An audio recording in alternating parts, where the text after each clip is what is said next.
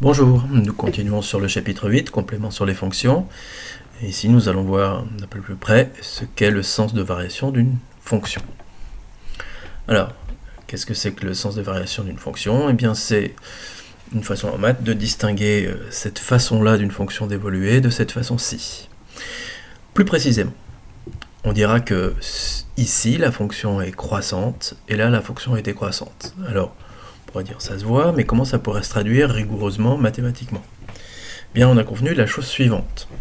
On dira qu'une fonction est croissante lorsqu'on augmente les x, les ordonnées, les f de x, augmentent elles aussi.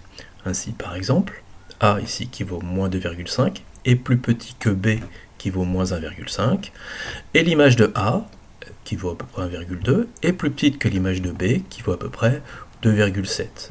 Donc quand on a augmenté en passant de a jusqu'à b, on a aussi augmenté en passant de f de a à f de b. C'est la traduction de la croissance d'une fonction.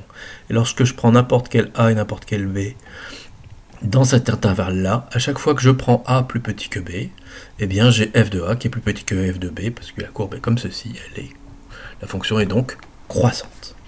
C'est l'inverse ici. Si je prends n'importe quelles abscisses entre 1 et 3, par exemple, j'ai pris 1,5 pour l'exemple et 2,5 pour l'exemple aussi.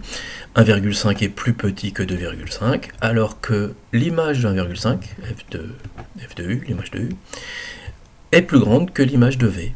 On a u qui est plus petit que v, et pourtant, on a f de u qui est plus petit que v. C'est la traduction du fait, traduction rigoureuse, mathématique, du fait que ici la fonction est décroissante.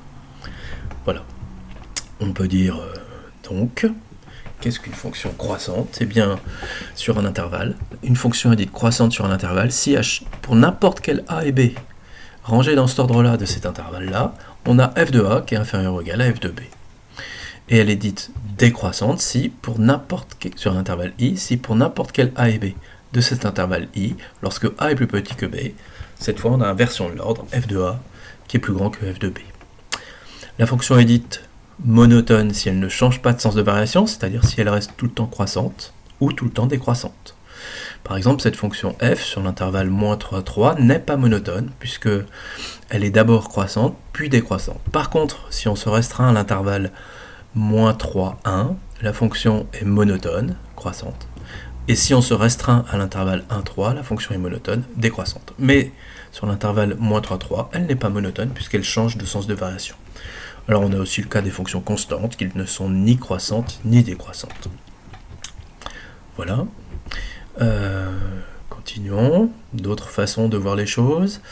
Une autre façon de définir la croissance, c'est de dire une fonction est croissante si les antécédents et les images sont rangés dans le même ordre. C'est-à-dire qu'on n'inverse pas l'ordre quand on parle des x à leurs images.